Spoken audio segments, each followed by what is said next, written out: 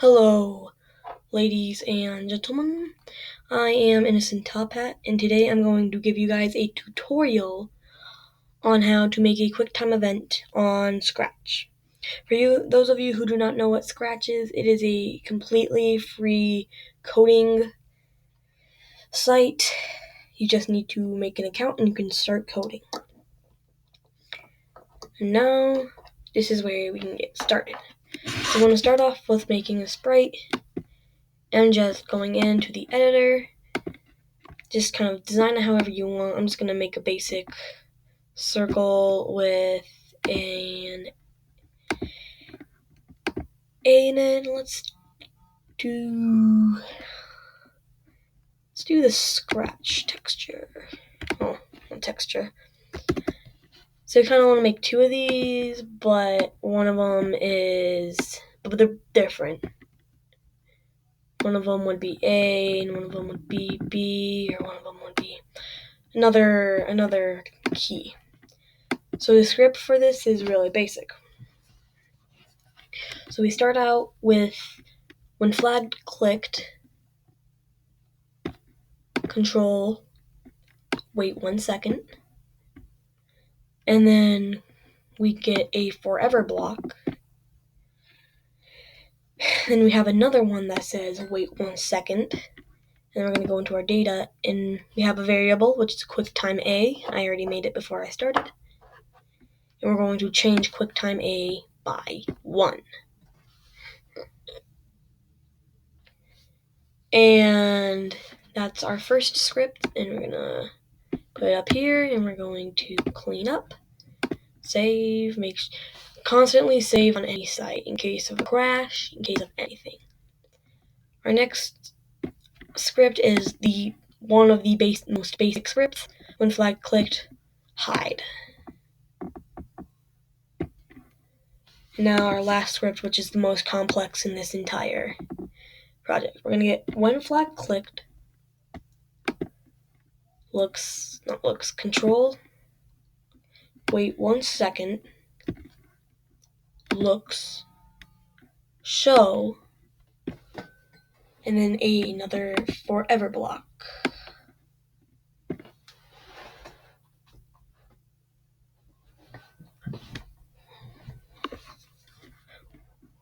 Next, we're going to get an if-then statement. And then we're going to the sensing, and we're going to get key A pressed, because that's the letter we have on our sprite. Since I kind of rushed into this, the A sprite is pretty much what's going to be showed up, which is which key you need to press. Next, we have set variable to 0. That's what I'm going to call this. I'm not going to call it QuickTime A. I'm going to call it variable. And then broadcast event B, which I'm going to put in like I already have. We'll get more on that in a minute.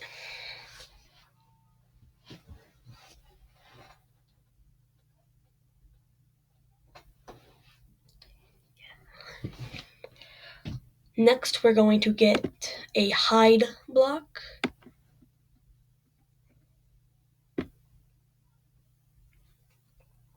Then a stop all scripts in sprite. Here we go. Stop other scripts in sprite. And then we're going to get a stop this script. And then we're going to get another if-then statement. I'm going to put it under the last one. And then we're going to go into the operators, get an equals block, and if variable equals 5, or whatever number you want to put in there for however long you want to make your QuickTime event, it's fine. I'm going to put in 5 for A and 3 for B. Then looks section, hide, and then the stop all block. And this is the code for your first QuickTime event. If you want to leave it at that, you can. If you don't have to. Here's how it would work. You press the flag. Should be about 1 second. Press A, and it works fine. You leave it for 5 seconds. 1, 2, 3, 4, 5. And there we go. That's better.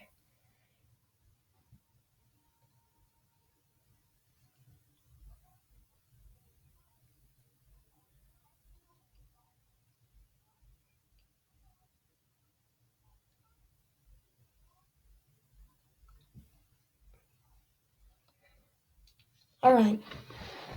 Next, we want to make a new sprite, which is going to just be the same as the last sprite, except B.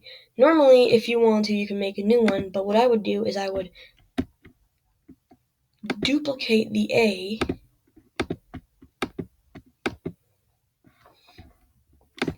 go in, and just edit the A to be a B. Move it down a bit, back up.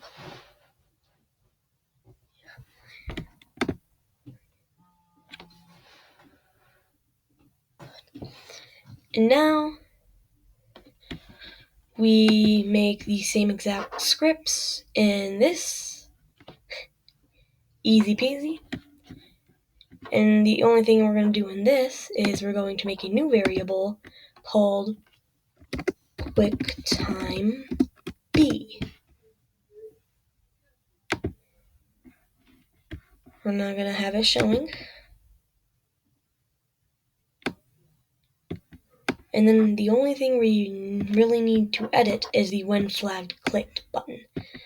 What we need to change it to is when I receive B.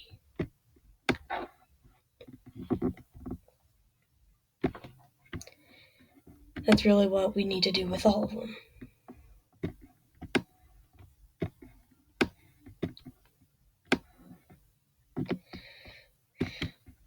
That's really one of 2 major changes and 1 minor change.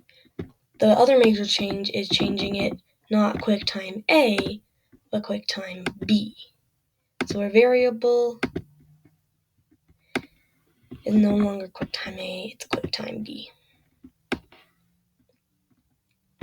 And now our final thing is we need to change this broadcast to be like yay or something. And then we have either a sprite show up that says yay or like the thing stop. I would put up a sprite that says yay and then have it stop so people know that they didn't fail. And it doesn't matter if you do it in whatever font you want. You can do it in the Scratch font. You also don't need to do it in vector since you're only typing. What you gotta do is just make it a bit bigger. And now we'll go into scripts, events, flag clicked, looks, hide, events. When I receive, click the drop down menu, yay, looks, hide. Or not hide, show. And now we can test it out. You press. What? Let's see here. Something must have gone wrong. Must be in the B sense. And yeah, I'm sorry that this isn't really doing well because. That's not what's wrong though.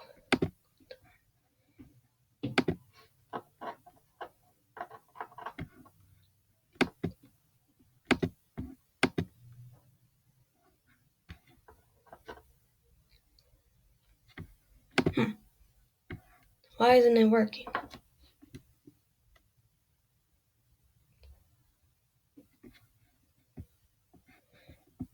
Why isn't it working?